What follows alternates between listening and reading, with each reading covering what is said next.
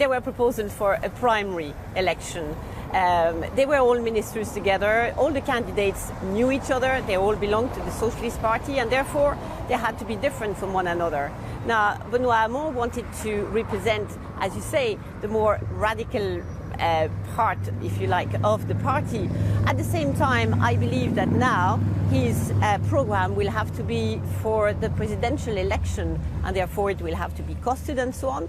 So I believe that in the next few weeks he's going to work very hard, in the same way as he has indeed so far, for the program that he presented to the primary, to present a program that will be maybe a bit more realistic, and indeed that will not just make people dream and give them hope, which was what the primary election was about, but that will be more realistic. We heard Laura Slimani saying, wait, we're not going to join Macron right now because anyway, we don't know his program, we don't agree with him.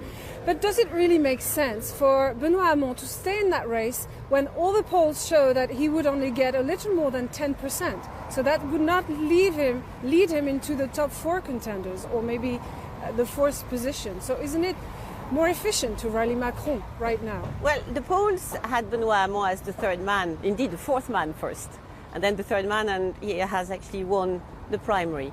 The same happened for Monsieur Fillon. So I'm not too sure that one can rely totally on the polls today and determine exactly what will happen.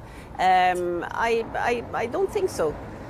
I'm talking about efficiency in that vote, because a poll last night showed that Macron would be able to defeat Marine Le Pen by 65% to 35% in the second round, which is why I'm asking, in front of a divided left, why not join Macron and make sure that Marine Le Pen is not going to be president? Well, the left is divided because there were 2 lines, more social democrat and more left. But if the Socialist Party is to defend and promote its candidates, of course it will have to be united. So we will have a party with 2 million people that have decided on the line that they want to support. And on the other side, we have Emmanuel Macron, who has not so far given the details of his proposals. And when he does so, there may be a lot of people who will not recognize themselves in what he's proposing. He has never been elected. Of course, he is a new face in the same way as Benoît Hamon is a new face. And that may be the attraction, but I'm not too sure that it is sufficient.